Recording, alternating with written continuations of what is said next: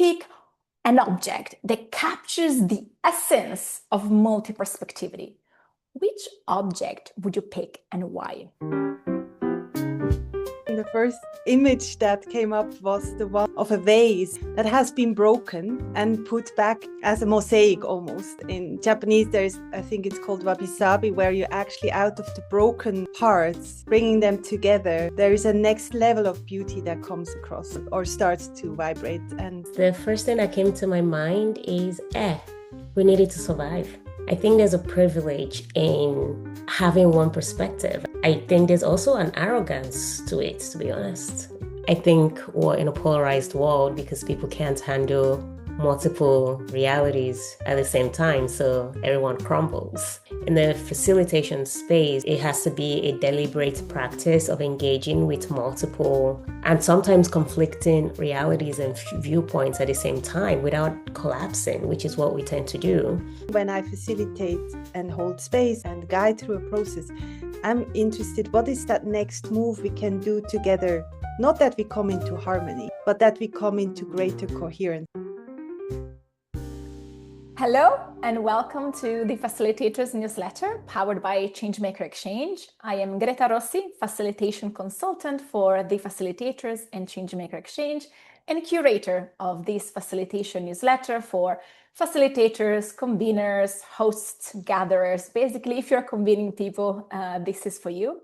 If you are new to our newsletter, thank you for joining us today. And if you've read us before, welcome back. Now, in addition to our regular long-form text-based newsletter, this year we're testing with two different formats, one of which is this one, an online conversation with fellow practitioners to contextualize the topic and explore its nuances through diverse perspectives. Today, we're talking about the scale of multiperspectivity, which was the theme of the newsletter that we sent out at the end of February 2026. And multiperspectivity is one of 14 facilitation competencies that we deliberately cultivate in our community of practice.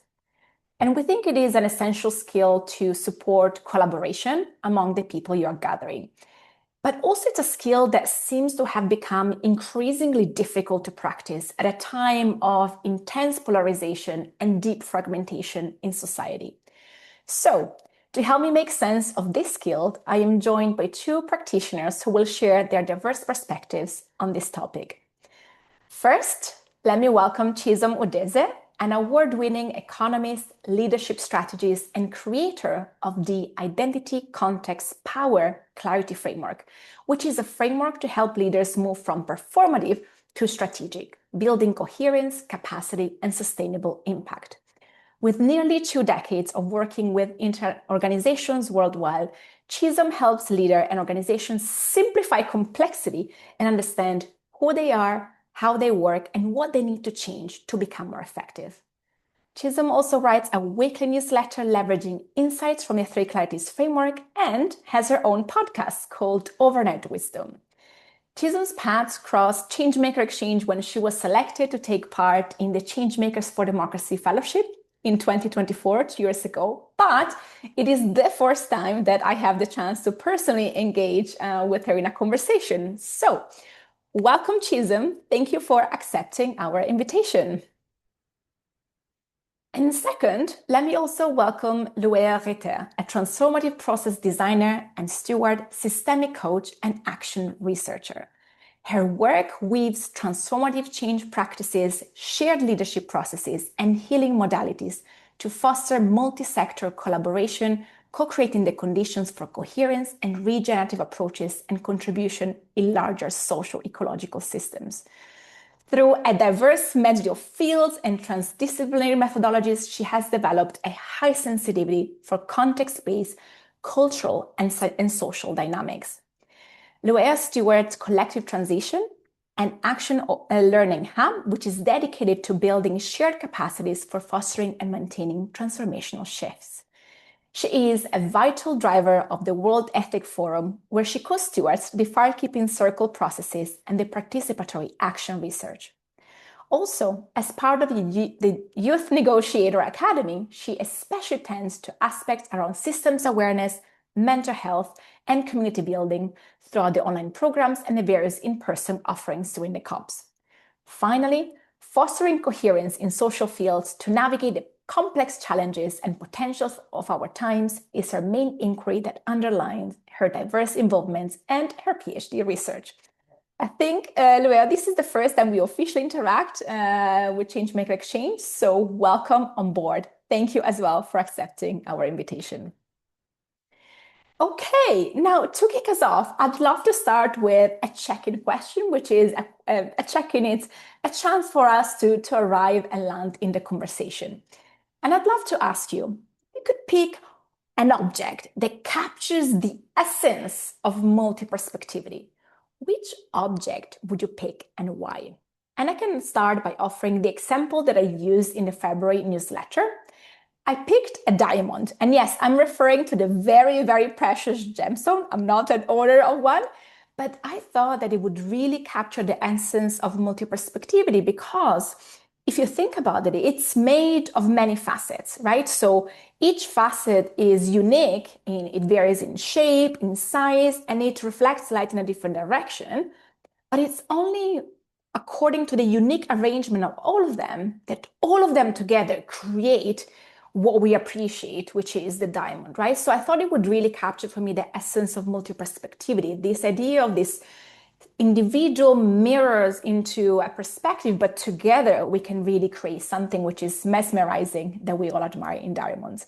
So that was the object I picked for the newsletter, and I'd love to know from you, which object would you pick? Well, when you asked the question, the first image that came up was the one of a vase or a vessel somehow. A vase, I think, is good, that has been broken and put back as a mosaic almost. And in Japanese, there's, I think it's called wabi-sabi, where you actually out of the broken parts, bringing them together, there is a next level of beauty that comes across or starts to vibrate. And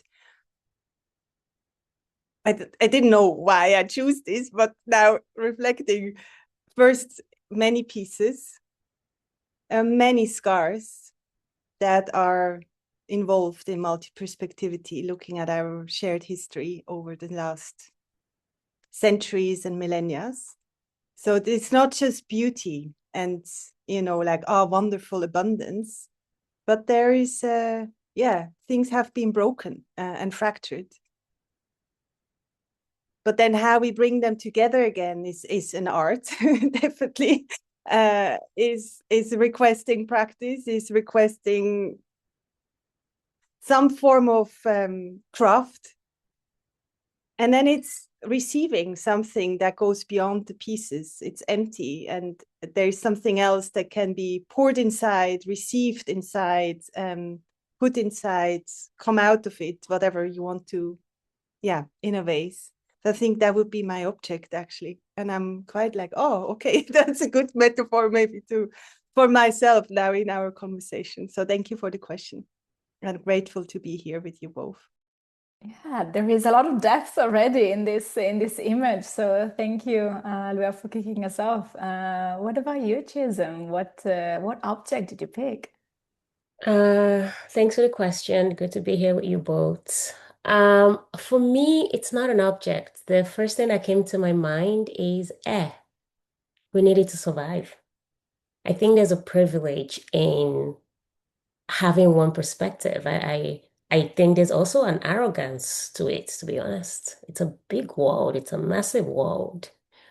And while I want to hold space for the fact that people have one way of viewing the world, I think in this very big world that we live in and the history we have, I think there's a privilege in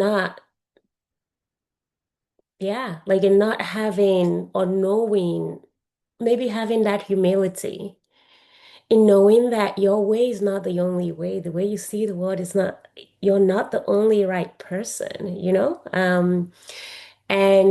and this is something I continue to grapple with in how we show up in the world, in how we take space in the world, in how we engage, in how we engage also from a perspective of say global north, not that all the countries are in the north, but you get my points, versus say countries, say in Africa, in Asia, in South America. So I guess for me, I think of air.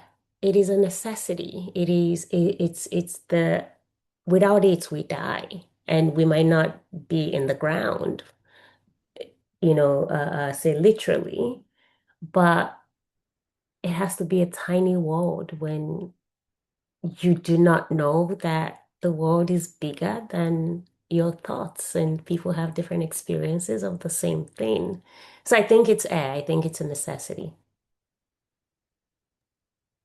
Wow, I mean, this doesn't feel like a check-in question. It feels we were already going right into the depths of multiperspectivity. So thank you both. I mean, we started from like a diamond, broken vase, put back together, and the craft and practice of doing that, air, which we actually need to survive.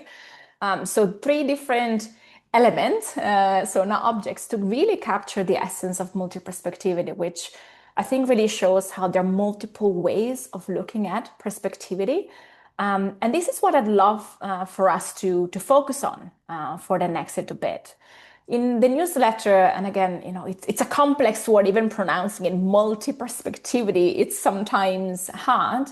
And so at its core, I think I tried to explain it as the ability to expand your understanding. So it's an exercise of expansion, of going beyond, but then also to integrate multiple points of view. So there is also an element of then coming back to the center with this integration.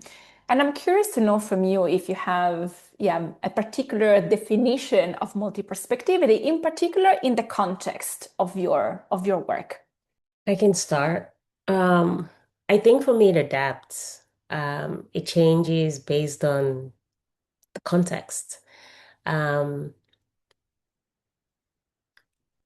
so I'm gonna try to nuance this as I think it's important to always be aware that no matter how much you know, there's always something you do not know. But I also think that in the world that we engage in, sometimes because we know that there are a lot of different ways of seeing things, we can stay in this like in between space of not wanting to have an opinion or not wanting to take a stand. And that is dangerous. Beyond dangerous, it's also, in some sense, depending on the context, it's complicit, right? So for me, what it means is that it's constantly shifting. Is how much do I know? Who am I? So I always come back again to my framework. That's how I understand the world. Who am I within this context? Like, what is the identity, my identity and the identity of the people in whatever context that I'm looking at or whatever topic that I'm looking at? What is the historical factors at play?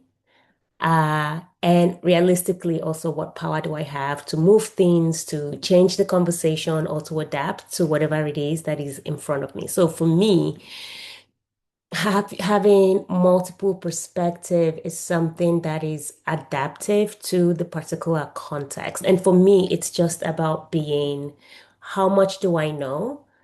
What power do I have within that context? And what are my values? So no matter how many perspectives are around, so to say, who am I? Am I recognizably myself in any room? Yeah, like no matter what, are you recognizably you? You can adapt to the context, you can adapt to the frame, you can adapt to the power. But would I walk into any room and go, yeah, that's Greta, or yeah, that's Luia? That's for me is holding it all, the world, and stay being us. That's how I think of it. Thank you very much for sharing. I don't have one definition, I would say, and so I'm just trying to piece a few pieces together, maybe coming back to my broken put back ways. First of all, for me, multi-perspectivity is not just different views on the same thing, but also includes which channels of perceptions do I use? Which channels of, I call it wider ways of knowing, am I using? Am I just present through my thinking? Or am I also listening to the feelings, the intuition, the visceral experiences, the subtle? So for me, that's all playing in. So even how I come to know the multi-perspective, then for me, it is including the more than human equally. So it's also not just different, human actors or groups or stake and right holders. And then, yeah, similarly like you, Chisom, for me, it's really the question, who or what am I marginalizing right now by not knowing, by not seeing, and not from a place of judging myself or us, but just being aware there is always an edge to how far I can actually go. And that leads me for then, this work is not done alone. Because who am I to actually try to even have a 360-degree times whatever angle? So always knowing who else is important to include, involve, ask, take into account. That's for me very critical, and especially the ones who are unlikely allies, especially the ones who I not in first place would even think of. And then I do personally feel that each context equally, like you said, Chisom, brings another part alive in me, and knowing I am myself also holding multi-perspectives. While it maybe looks to me as if it's one, but it actually has different facets.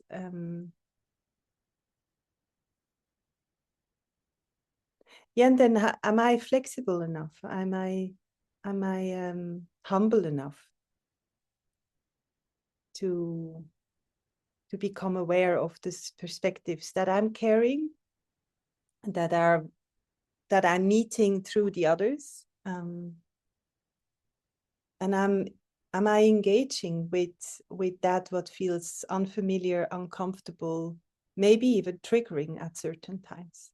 And am I ready to meet that discomfort? Wow. I am so humbled by both your answers, because it's, usually when we think of giving a definition, we think of giving like, this is the sentence. And what I loved about your sharing is that you actually ask questions, right? From who or what am I marginalizing, right? Through what kind of lenses of perception is my knowing informed? Chisom as well. Am I recognizable? Am I still me in whichever context? So I really appreciate that actually you're helping whoever will listen to this to find their own definition of multi-perspectivity through asking these very reflective questions. And I also wanted to acknowledge and appreciate what you mentioned, where about bringing the more than human. So at times I get invited to panels, which is my least favorite format for how it is these days, right? And so what I usually try, I had the chance to moderate this panel a few months ago, and I said, okay, I want to make it a bit more like a fishbowl. I don't know if you know this facilitation methodology, which allows for more fluidity in the conversation. And so I had on the panel an empty stage to represent all the voices. And it was a panel on democracy. So Chisom, talking about your fellowship with Changemaker Exchange. And so there was an empty chair to remind the panelists and participants as well of the perspectives, the voices that are not heard, but that are very important that we listen to. And so I really appreciate you also bringing this more than human dimension. So it could be other people, but also more than human, other than human beings. So thank you. So I think though already like you're mentioning different elements. So I definitely also have a clear understanding of what multi-perspectivity might look like. And now I'd love to dig a little bit deeper into why does it matter? we live in a time where we feel that multiperspectivity is not something cool, right? We're living in a time of polarization, of just one narrative. And so in the context of gathering groups, why does it matter? And in the newsletter, I shared, why it matters if you are a facilitator, but also a participant. So, for example, I shared that when you are a facilitator, so convening people, it helps you to empathize with your participants. So you can think about, okay, the learning journey I'm creating for them, the activities, am I being inclusive towards their needs as well? So you can think about that. As a participant, going back to what you were sharing earlier, can really help you go beyond your limited understanding and maybe surface some of the assumptions and biases that we all have, right? And so to expand. And so I'm wondering for you, why does it matter when we convene people? Why? I mean, you spoke about the air that we so desperately need to survive. What is really the potential here? Why is multi-perspectivity important?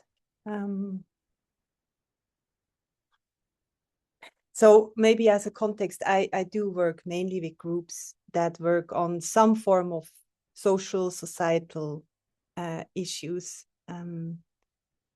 So when I convene, it is always in service of something that is calling our shared humanity back into the room.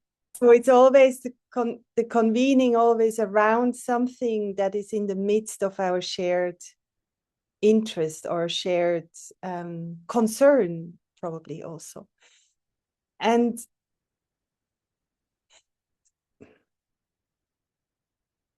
probably I'm grateful that the vase came up in the beginning. For me, a lot of the issues that I'm called to support, in my understanding of how they have grown and have become now real issues that can no longer be neglected or looked away or hidden under the carpet, is because there has been a fracture happen at some point in time, and that may be centuries ago or just recent or even further down the line. And I want to acknowledge that at that time, that fracture that happened and the way people responded through whatever form of survival, including maybe shutting down perspectives, multiple perspectives, may have been a survival strategy. So I resonate with you, Chisom, saying actually it is a survival. It's a privilege to hold just one.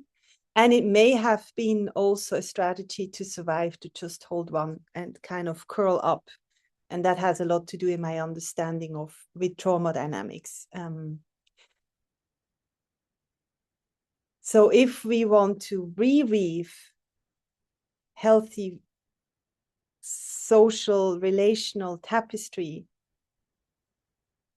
why it matters, it's a non-negotiable for me. It's like if I can't even understand how things have grown into the issues we are now having to deal with, personally contributed to it or historically contributed to it or whatever,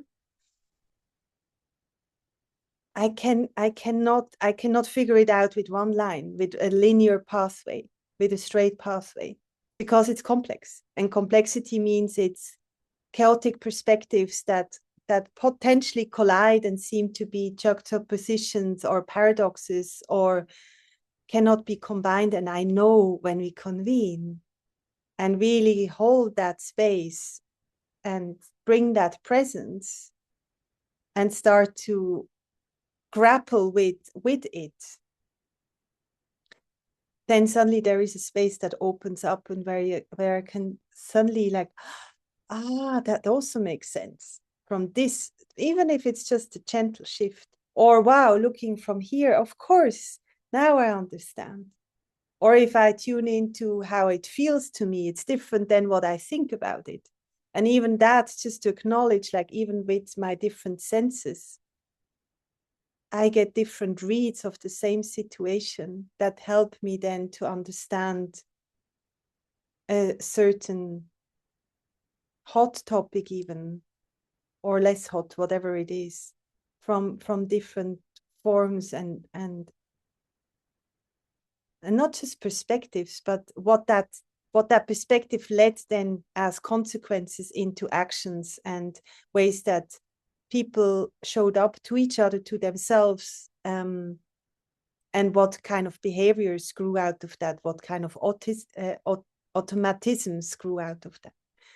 So in order to kind of like,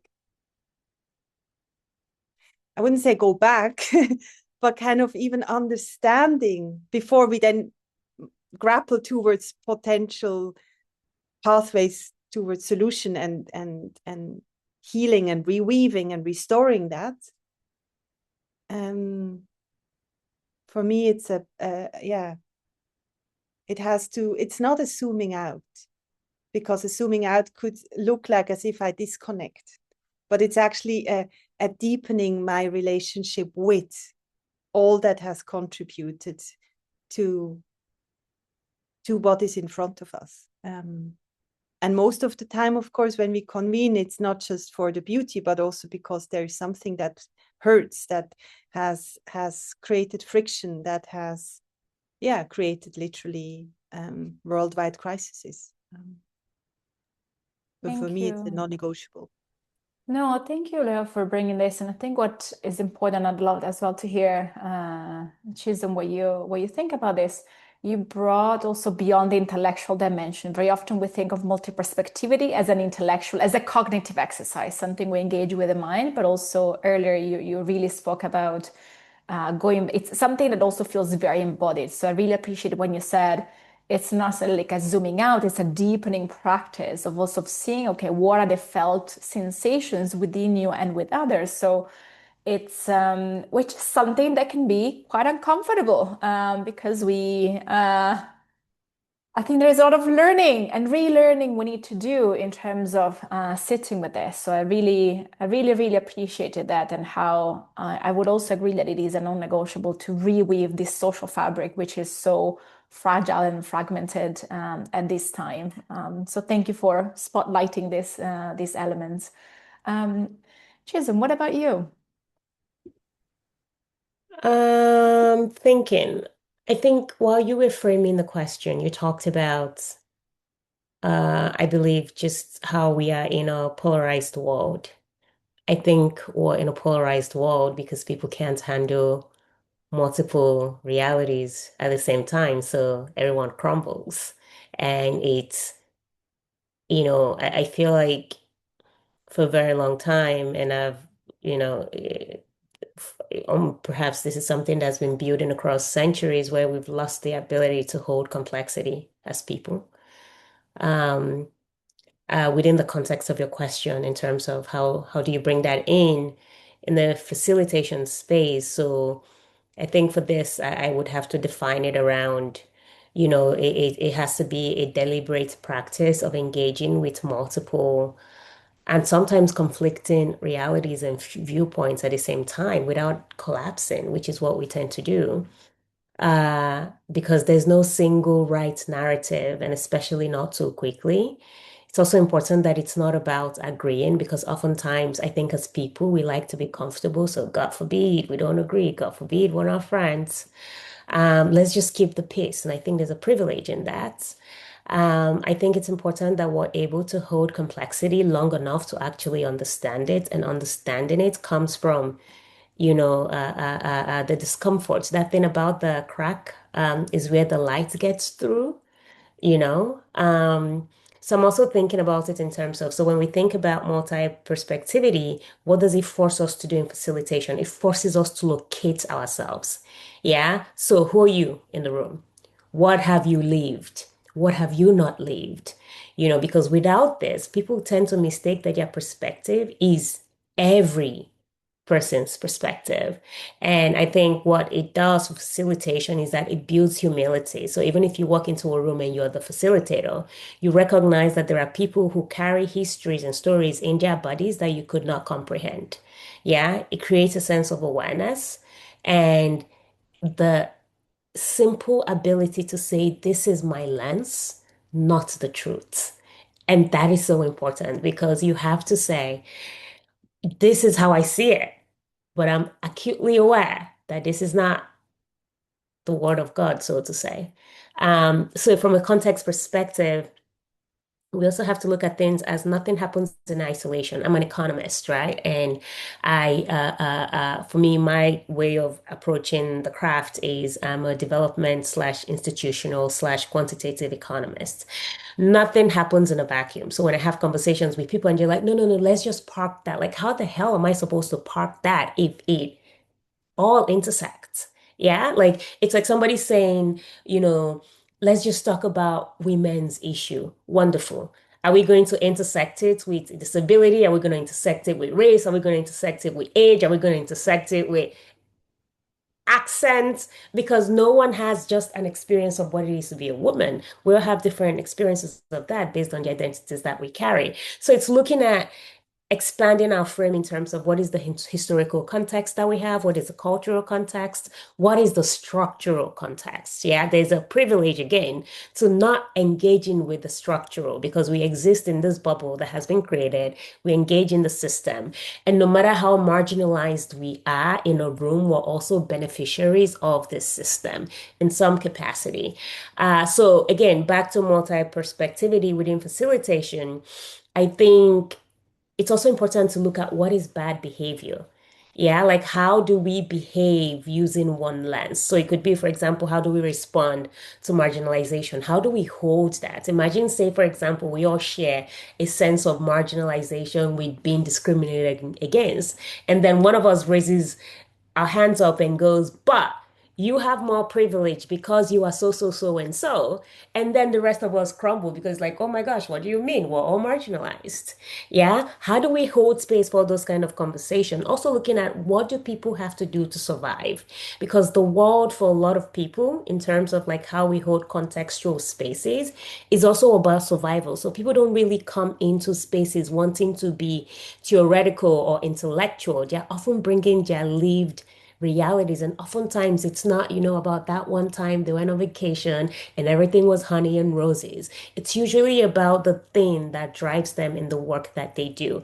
And then just in rounding up here, I also want to talk about from a facilitation perspective. I also think about not all perspectives carry the same weight or consequences, and that is what we also have to hold.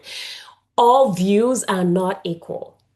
And that is where that humility and checking in with our sense of fragility, like my view is important, my experience is important, but hold up. Maybe my experience needs to take a backseat to this other view, which carries more weight than mine, right? So it's basically what multi-perspectivity is within a facilitation context is that all views exist, but power determines which one changes reality. Yeah. So you have to ask questions around like who's speaking, who's heard, who's believed, and who's harmed from a power perspective. Just quickly on like why it matters for in facilitation is I think a facilitator who's not able to hold all of that can collapse with attention. And I've seen this happen in a lot of different spaces held by facilitators who were otherwise, experienced. It's also easy to side with the most dominant perspective or the person who can string, beautiful sentences together and sound like something, or worse, avoid conflict rather altogether. So not having multi-perspectivity, I guess, within a facilitation or literally any process kills dialogue. And I think that's why we're here in 2026, where polarization is at an all-time high because we can't handle complexity. Oh, I feel my brain is expanding. So I need to also process it all. But Chisom, I think what I really want to highlight from also we're receiving is, again, this is, as also Loya spoke earlier, it is a practice that also needs a lot of humility.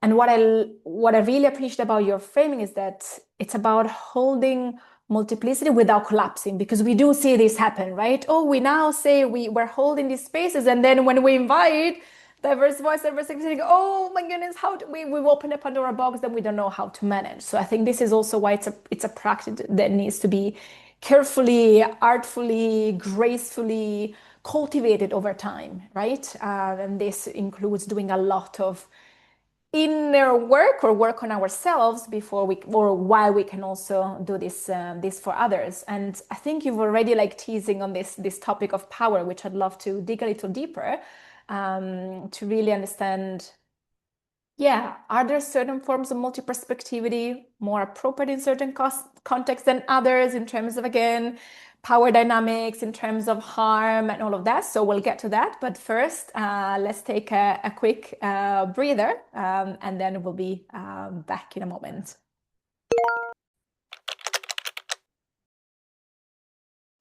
Welcome back. Now, as I teased you before our break, I'd love to look at it a little deeper into this topic of power, because in the newsletter, I mentioned that multi-perspectivity, which usually comes from the study of narrative and storytelling, academics started to differentiate between two forms, an open form of multi-perspectivity and a closed form. So open multi-perspectivity is when participants are presented with dissonant views that are allowed to coexist and to interact, but without needing to converge into a conclusive narrative. So this could be the classic ending, we agree to disagree. Not in the passive aggressive way, but also in kind of like, okay, we agree that, all these different perspectives coexist and we don't need to converge. So this is defined as open multi-perspectivity. Whereas closed multi-perspectivity is when participants are presented or they engage with different perspectives, but ultimately they can be integrated into some sort of coherent narrative, right? So by the end of it, we would get to, okay, we agree that ... So thinking about this question of power, of harm, of reweaving the social fabric, of healing some of the fractures that are there. Do you see, are there certain situations that would call for open versus closed multi-perspectivities, or what are some of the dangers? I mean, both of them have pros and cons. So yeah, I'd love to know, from a facilitation point of view, when you're holding these spaces to go through these processes, is sometimes open versus closed perspectivity more adequate? I always find I maybe it's a critique about just the Western way of life. There's this need to package everything into neat boxes. It's I find it's so arrogant, like it's so. That said, I'm not gonna go into a tangent there, but I think from what I understand from closed multi-perspectivity, that means there's a leader and a decision maker in the room. Don't pretend as though it is a thing where everyone has to converge and everyone has to agree. And I think oftentimes this is what gets people into a sense of paralysis. Yeah. If you're in a workplace, it is not realistic to expect that every single person has to agree in order for a decision to be made. But you have to take that role and say, listen, I want to hear from all of you. And at the end of the day, I get to choose because this is my role, this is the function, and I'm going to name it. I think people are quite okay with understanding that this person holds power. That person acknowledges the power that they hold and does not pretend that it's something else. Yeah. The problem arises where we perform egalitarianism and we perform a sense of democratic process. Not that democracy really functions properly right now, but we all say, yeah, every voice, every vote counts. It doesn't count if ultimately my voice or my needs are not the needs that are centered. And that's okay. So in that situation, I think when we say multi-perspectivity, it's just like there's a leader in the room with a couple of people who get to decide. And we are people they consult. And I think that's okay. That happens in a lot of workplaces, although a lot of leaders do not necessarily stand in that. And then I think for open is May I think I pause here, Chisom, and maybe yeah. add to invite you to go a little bit there? Because yeah, like I think I agree with this idea of like needing to be transparent if there is a decision making. Okay, so are you inviting my perspective to, to spar, whatnot? But I think that's not necessarily the case also with close multi-perspectivity, in the sense that you could be in a room and say, we are facilitating a process and we want to move forward until we can all agree, come to a conclusion for X, Y, Z, right? So in a way, it's not the decision is with, let's say, the facilitator or the manager, the leader. The decision making power is still shared and spread, but the idea is that the process might even take longer because we need to get to this harmony.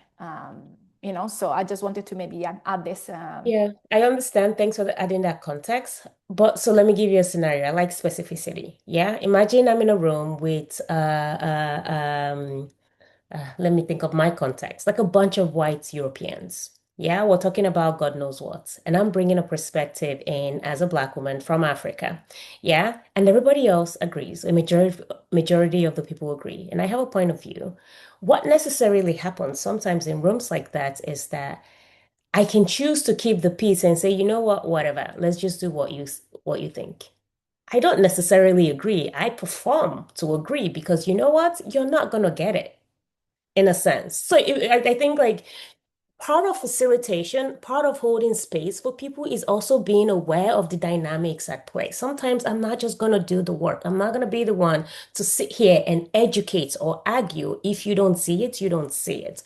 So I understand the concept of let's reach a harmony, but if we all have strong opinions that are diverging and it is based on an identity, for example, or a demographic challenge, if I am a minority in a room in opinion, the only way we reach harmony is if I'm like, you know what? Not today, Satan.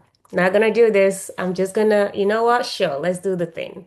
Yeah. It is possible that eventually everyone sees like a point of view, but it also requires people who hold a dominant perspective to be willing to see a different way of being. Yeah, I'm not saying that it's not possible that we don't converge. And I think this is the discomfort that we sit in because I have been in a lot of different rooms, yeah, where we agree, but I promise you, the trans person is walking out of that room going, shit. The person with disability is going, yeah, why did I waste my time? So my point being is part of holding space for multi-perspectivity also requires that we do the uncomfortable thing and not always hear what we want to hear. Yeah, that we're able to hold that complexity that maybe harmony doesn't exist in a situation where there is historically a power imbalance. And usually the people who hold power are not aware of the power that they hold. Yeah. And then when we look at it from this open perspective, I think there's that aspect around we don't agree. But what don't we agree on? So if you think of something like we don't agree that trans women are women, what kind of agreement is that? Or let's have a conversation around slavery was bad or slavery wasn't bad. There's no middle ground for conversations like that. So we can choose not to agree. So I understand that. And maybe in a sense, I feel like I'm not giving the easiest answers here and I'm making things more complicated than they need to be. But this is the reality of the world that we live in is how are we able to name the things that are uncomfortable to understand that yes, we in facilitation sometimes we have to sit there for a lot longer to arrive at a point, but sometimes a lot longer is a decade or 2 decades or three decades, if you catch my point. Yeah, no, absolutely. And I mean, this is, I like that we can go into a little bit the complexity and also like bring some of the theory and this concept into practicality. Because definitely I think it's a danger, right? We agree to disagree. It's like, okay, well, I'm just gonna stay here, you're gonna stay there. And so almost like what's even the point of trying to engage and meet and hold this space? And so I wonder because sometimes this is, and it really depends on your facilitation journey and stuff, but we see this strive towards harmony in many facilitators, right? And you feel like, okay, once you've reached that, you feel like, okay, I've done my job. And so I think you're rightly pointing out there of like, there are some people who might just say, okay, I'm just gonna I chose not to fight today, right?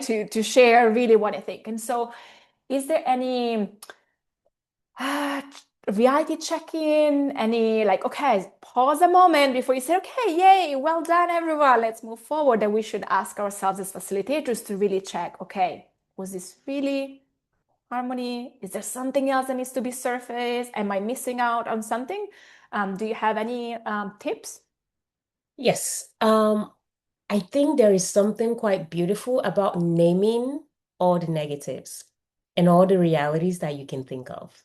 Yeah. So I can walk into a room and say, listen, this is how this might seem. I know you might feel like you should agree because, a lot of us here, we hold different realities and identities, and it's quite easy to follow the first, it's simple things like setting the stage. Like sometimes when I'm in room with leaders, I often say, write things down, everyone, and turn it into me before we even start talking about it. Because what happens as human nature is that need to converge. We seek harmony. So I might have a different opinion, and then you say something, and then I see everyone nodding, even though I disagree. I'm like, okay, maybe I don't say it. Yeah. But I think there's also something about just naming the thing and feeling like, I think as facilitators, is walking into a room and saying, who am I in this room? What expectations have I walked in with? What do I want to get out of it? Because sometimes when we want harmony, we unconsciously seek that, even in how we facilitate. But if we walk in and go, this is going to be uncomfortable. I'm going to learn a lot. I'm not sure what I'm going to get out of this, but I do want everyone to come out of this feeling as though they've been heard. I think going in and naming, even as facilitators, showing that vulnerability, like these are some of my concerns. This is also for me an area where I know I have studied a lot and learned a lot, but you also have to wear a shoe to know where it hurts. I don't wear this specific shoe in the specific context. So I also need y'all to reel me in. So I think it really comes down to the humility you walk into a room with, acknowledging where your knowledge falls short, and also acknowledging the power that you have. Quickly, just to round up, is I think everyone should understand how not only who they are when they walk into the room or a room, but also how they are perceived. It's they're two different things. Yeah, you could be a white man and you think, I am here, we're all the same. But how are you perceived by the others when you walk into a room? That knowledge is really important. That knowledge takes humility because there's a gap to be bridged. Yeah. So it's the human mind does what the human mind does. We see people and we make opinions about them within less than a second, 3 seconds of meeting them. So who are you and how are you perceived? And how do you bridge that gap when you walk into a room? Thank you. Yeah, I was like immediately thinking like, oh, I wonder, how was I perceived within the first 3 seconds? But I'm not gonna go to that. But I think what you mentioned, which very often it is missed as a facilitator, is first clarifying what your intentions and expectations are, but also sharing them with participants. Because very often we do like this kind of intention setting, goal setting exercises for participants. What do you hope? What do you want to get out of this? And da da. But if the facilitator also doesn't share, okay, this is, how I come in, like my intention, my expectations, my hopes, my fears, my desires, it could be perceived that there is a hidden agenda, right? And no, the participants are feeling manipulated. So I think that level of transparency, which does require not just the humility, but also that sense of vulnerability, which you spoke about, is something that I think is super important when setting the frame at the start to then bridge that gap between, again, your own perception, how you're actually perceived, and that. So thank If you. I may, I don't want to take Yeah. up the airspace, but I think maybe just give specific examples. So I was once in a facilitation with a lot of, I wasn't facilitating, I was in the room as a participant, and around me were activists, like, Black and brown indigenous activists and, disabled activists, trans activists, people who have lived life. Yeah. And then a facilitator walks in,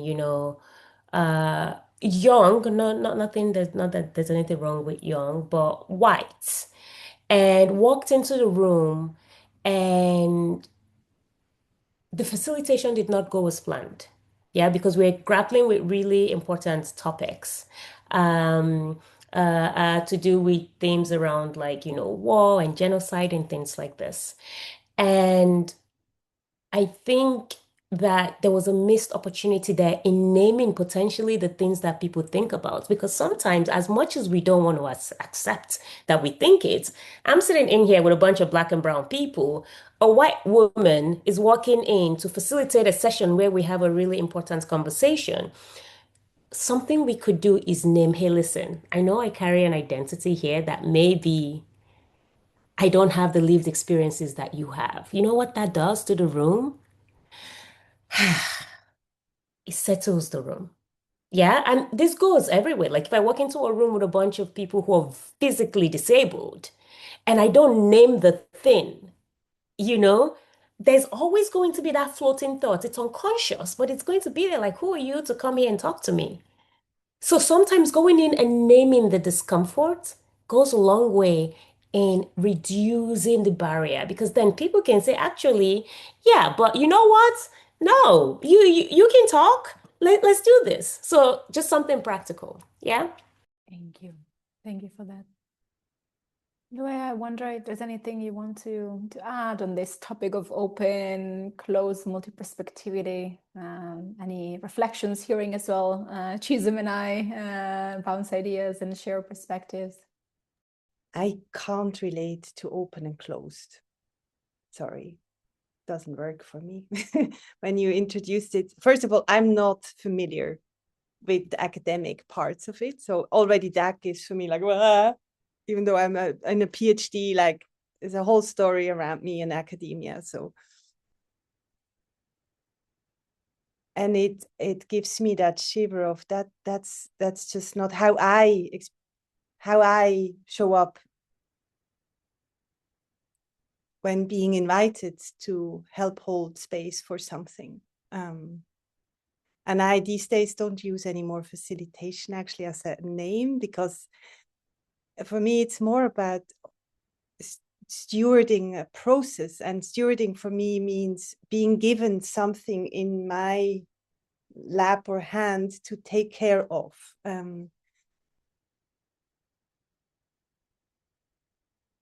If I come with a sense I want harmony as a facilitator, then I should just go home and do my own inner work. Sorry to say. And then that's how much I am a harmony-driven person but if I can't show up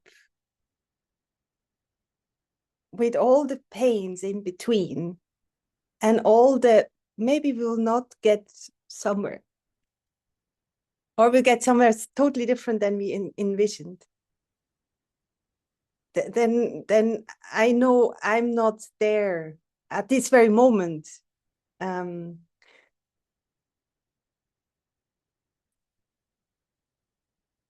For me, it really depends. When you ask the question in the beginning, I'm like, I had so many flashbacks of different, moments and situations, and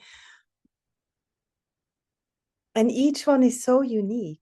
And for me, that's where I shared in the beginning, I couldn't do my work if I would not use my wider ways of knowing.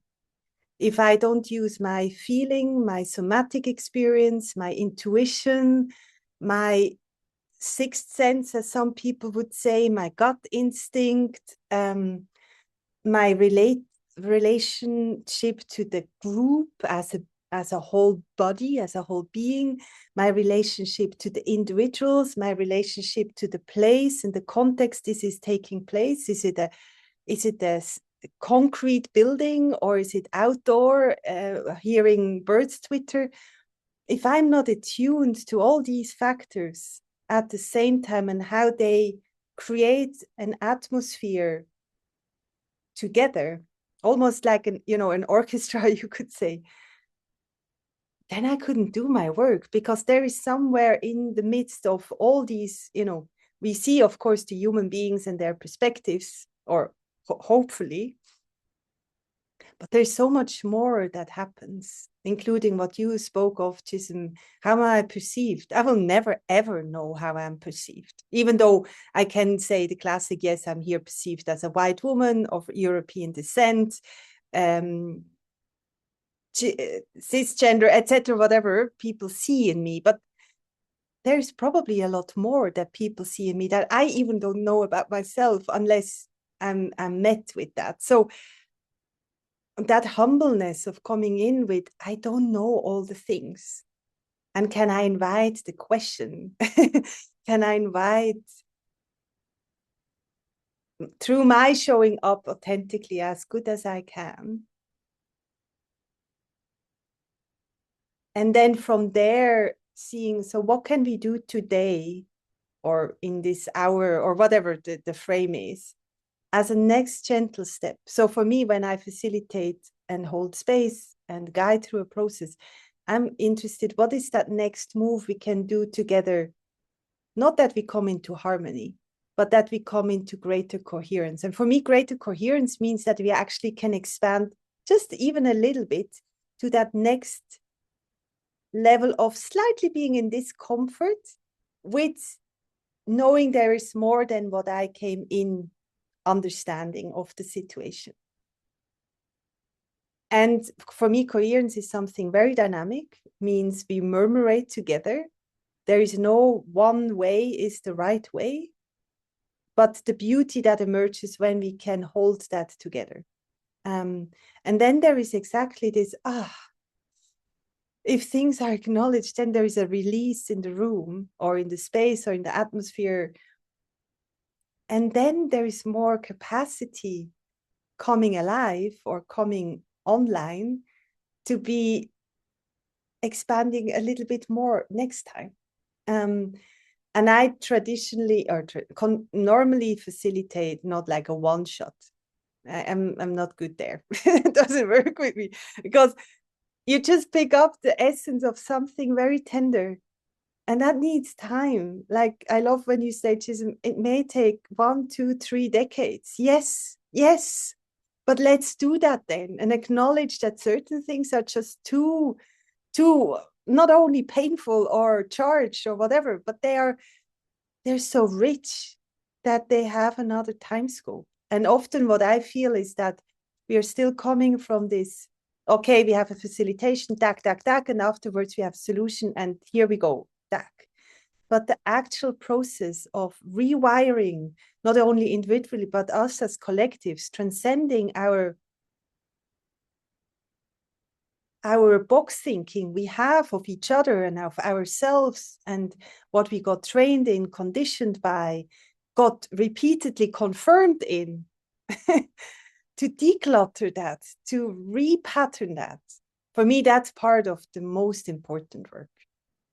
And that requires commitment, that requires time. And so I'm currently more interested on who has that long breath to show up when it becomes difficult. And for me, it's a question, what do we need to create as preconditions in the values we care for, the agreements we make with each other,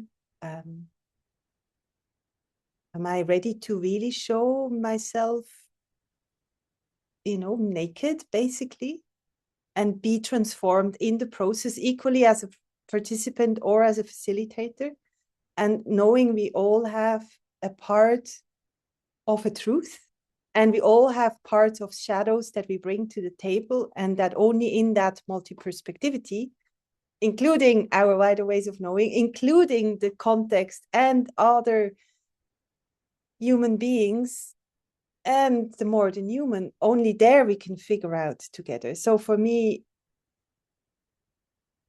and then there are moments where we have to say, okay, here, the next gentle step is just to say, yes, we agree that we don't agree. And that may be the best thing we can have. But for me, it's not an either or. From the moment there is an either or, I actually get a red flag. because that means we are in a binary system. And I always feel if there is an either or, there is most probably a third or a fourth way forward. And then I get curious and I get like fully jazzed. What is that then? That nobody of us may actually find on their own, but only when we stay with not getting hooked into either or, we can actually start finding that crack that also is the crack. But also, I think you, Chisom, you said it in the beginning at some point, where the light can come in, where suddenly we drop through a layer that if we wouldn't have clashed, maybe even, or have felt stuck or sticky or messy, we wouldn't have reached. And that's where my interest is. And that means I'm as equal in the game with all what I am, with all what I am not, with all what I know, with all what I don't.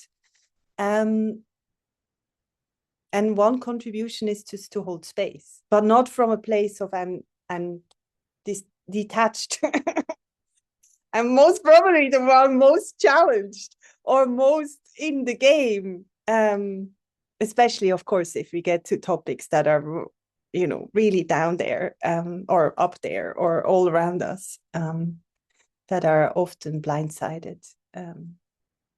Yeah, so I think, I don't know if that makes any sense, but that's I mean, I am very appreciative because, again, the reason why we wanted to have this format as well about conversations with people who can really help us understand, okay, different ways of, in a way, bringing multi-perspectivity in our own newsletters, right? And not just relying on concepts, theories, ideas. And so I think what I really appreciate is that also both of you at some point, you went like, and there was that release, that settling in, right? And the power of what can actually happen. So you've already shared a lot of like food for thought for people who are like curious, who want to investigate further. But I'd love to pick on that question, Luea, that you said, what is the next gentle step that we can take? And so I wonder, for a facilitator who's keen on diving deeper because they were like, oh, you really teased me, but I want to know more. I need to explore more. Or someone who's a bit more like of a practical, like how do I actually, get this going? What would be your recommended next gentle step for them to take? I would say, I mean, again, so many options come up depending on who I have in mind, right? So I'm just profiling one. Go on learning journeys, go into experiences that are so scary or so foreign to your current or normal, whatever normal means, environment. Expose yourself to thoughts, to perspectives from a place of deep listening. And I'm not meaning like, agreeing necessarily, of course not, but like, how does it feel to live in that context, or being, maybe even stuck in such a situation, or having that as your environment. I think just that immersion, that full body immersion, not just thoughts, not just reading or exposing yourself with different thinkings. That's definitely cool and important, etc. But I think for me, what helped me so much is, and that doesn't mean like having to travel far. Even in a city, there are so many different perspectives, so many different realities, so many different environments, contexts. So it's not about, you had the privilege to travel to other cultures.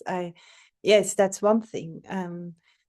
But I actually think sometimes that could be very misleading, of actually seeing what is right in front of my doorstep. And how is it if I maybe just walk a day with the neighbor and get to know his, her, their, whatever life. Chisom, any gentle next steps you would recommend? Yes. I mean, of course, everything is contextual, so it depends. I'm big on a plan. Yeah, I think as people, we can talk for 100 years. I think if we can all clarify what we want to get out of a situation, and if we can't agree, then the next step is we need to give up power and we need to center the most marginalized voice in the room. Yeah, because when you solve for the most marginalized person, you inadvertently solve for everyone else. And that's often sometimes what we don't think of. Yeah. Um, so my gentle next step is always, what are we trying to get out of this? I like clarity. Yeah. I like to know. There needs to be an outcome. I get after there's only so much I can talk. Yeah. Like I need clarity. So is this going to take us 3 years? Let's name it. Yeah. So we're working towards a 3-year process. Let's do the thing. But then my nonprofit Diversify, our tagline, which is, it's well used around the world by other people who've come up with it before us, is come as you are. One of the things we've added to it is everyone in the room. Yeah. And it's thinking about whose voice should be centered and what does it require to center a voice? It means we have to give up power. We have to give up control of how this should go and have it, I think, exploring. So kind of like what Lua was saying around like a traveling and immersive experience when you no longer have control, especially when both consciously and unconsciously, you've always been centered and you've always had control. And I think as facilitators, we walk into rooms, we want an outcome.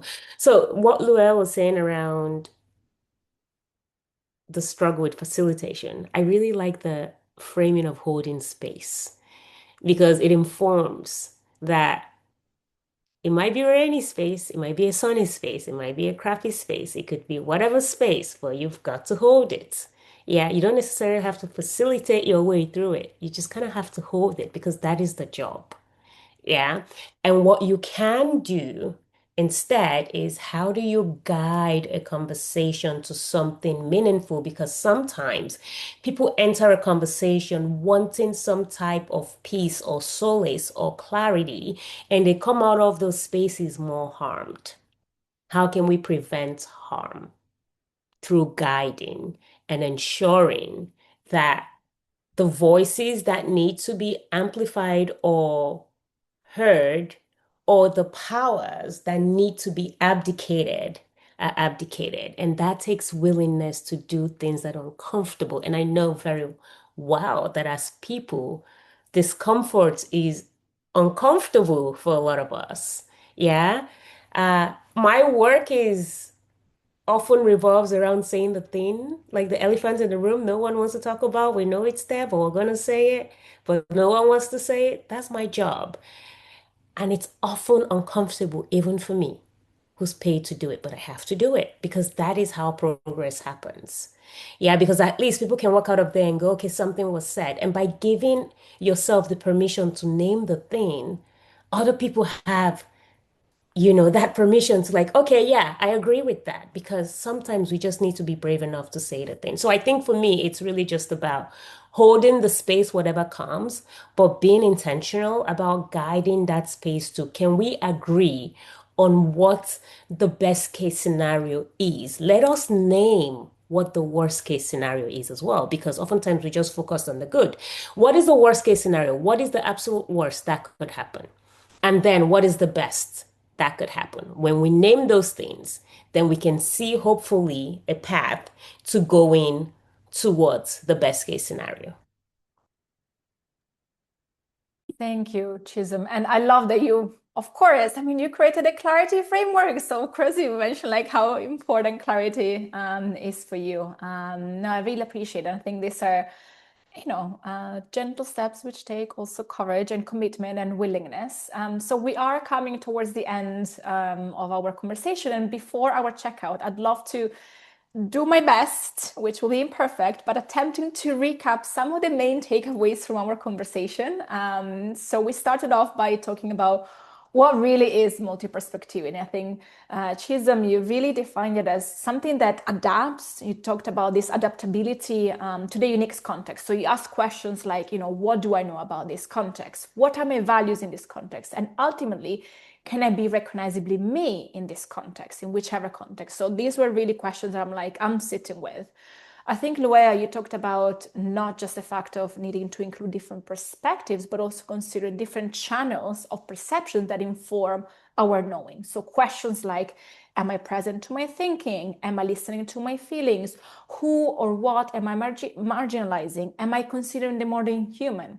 And I loved really that both of you really asked loads of questions in an attempt of defining multi-perspectivity.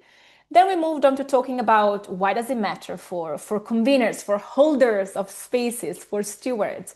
And I think, Luea, you highlighted that there has been a fracture that has happened a long time ago, and we could spend hours and hours in going back to when it happened. But you mentioned how we almost had to shut down multi-perspectivity as a survival strategy. So we need to bring it back if we want to reweave the social fabric. So you spoke about how for you it is really a non-negotiable, and it is a deepening practice. Chisom, I think you spoke especially about the fact that the polarization we're seeing is a result of our lost ability to hold this complexity and this multiplicity, and in particular to hold it without collapsing, right? So again, this practice of bringing in multiplicity without collapsing. I think very importantly, you also highlighted the fact that while all perspectives can exist, not all carry and hold the same weight. So that's when we start to talk about power, and we start to talk about this open and closed multi-perspective, whether it makes sense or not. What does it actually mean when we're holding a space?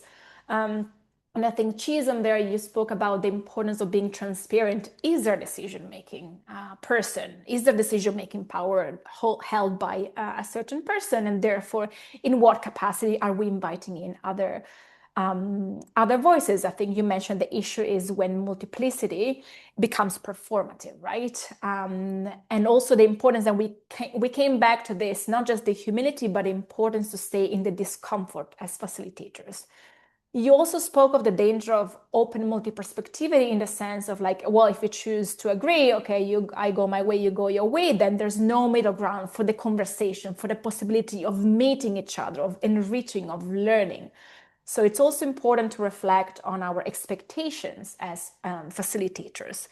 And I think one thing that came back, a recurring thing, was this idea of naming the discomfort, naming the biases, naming the assumptions, naming what the expectations. So this idea of naming, of making things more visible than they are, because no matter what, they will work in the background, right, underneath. I think where you mentioned that you couldn't quite connect to this idea, open, closed multi-perspectivity. And I think here you introduced the idea of stewarding, right? Which for me carries this quality of care, but also this sense of care that comes with responsibility, with a lot of it, with tenderness, with this sense of also knowing the power that is there. And I think he spoke about that, if we can't show up for all these in-betweens, we can't go to where we could go, right? So that's when we got to your beautiful question of what is the next gentle step for us towards greater coherence, this beautiful and very powerful word. And I think there you invited us, Luea, to say, okay, go out, go out of your comfort zone, really expose yourself to diverse perspective from a place of understanding and curiosity. And I think, Chisom, you spoke about, again, going back to this idea of clarity. What are we working towards? What is that defined time frame? And you also brought up the important concept of giving up power and centering the most marginalized voices. And really, because that's how we can take care of everyone. Okay, this was my best attempt in trying to capture some of these amazingness that you brought, but I'm hoping that people will listen to the full episode. Now, to close us off, I'd love to go back to the object or elements. So we started off from a diamond, a broken vase that has been put back together to the air. And I'd love to know if you could pick an object or an element to capture your experience throughout this conversation. What would you pick? It's actually the same object. But the difference is that it now has, I don't know how you call that in English, when you are a potter and then you have the color, you know, here you have the raw, and then and it feels as if now the inside of my vase has not a unified in a dominant way, but like a sense of, there's some coherence. And it also has a light inside. So it feels no longer an empty space to receive, but it has received something, and it feels like as if it has lit up. I'm not sure if a candle is in the middle or something, but it feels the light comes out from there. So that's how I leave this conversation. And yeah, I guess that's the object.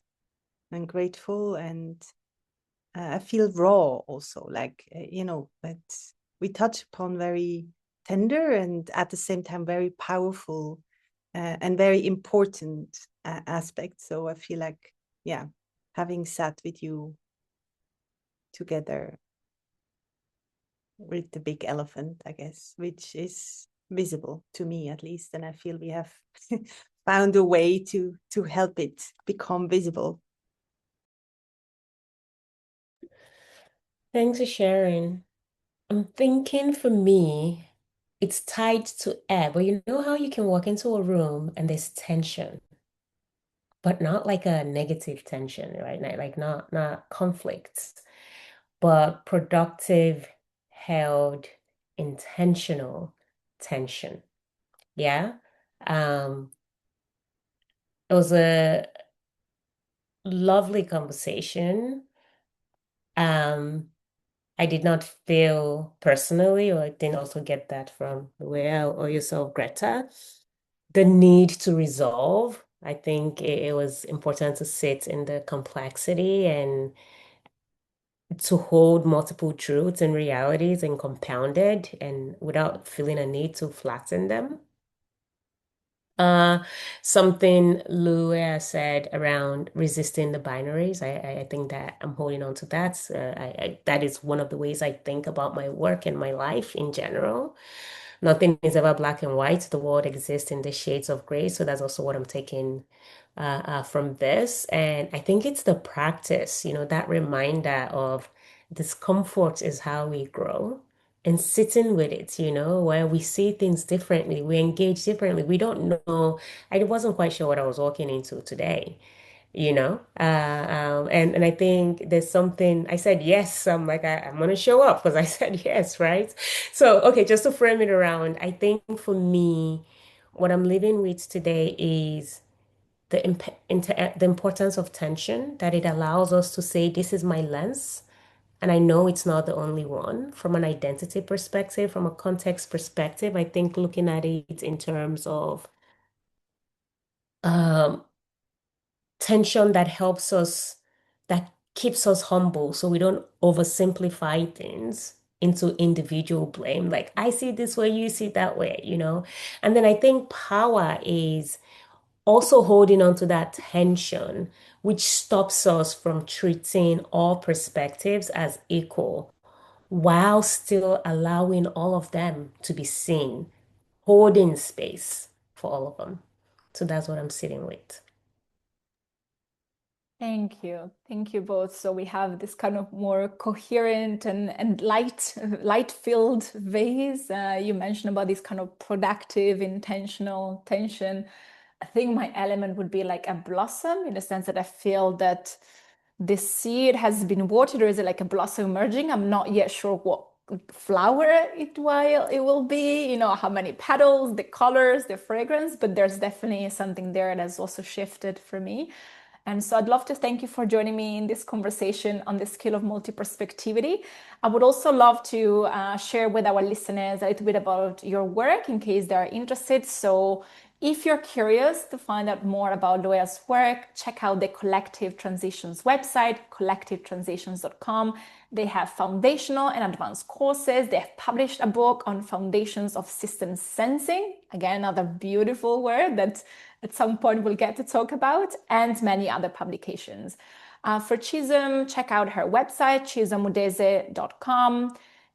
I mentioned at the start that Chisom also has a podcast, Overnight Wisdom podcast, and a weekly newsletter on the Clarities Framework. All the links will be included in our newsletter and blog post. And from the facilitators, stay tuned because our next newsletter will still be on the topic of multiperspectivity, but looking at a tool to hopefully practice and cultivate multiperspectivity as a facilitator. In the meantime, I hope you enjoyed today's newsletter in the format of a conversation.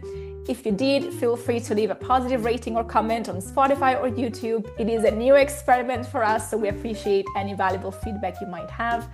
If you haven't subscribed yet, please do so at thefacilitators.org.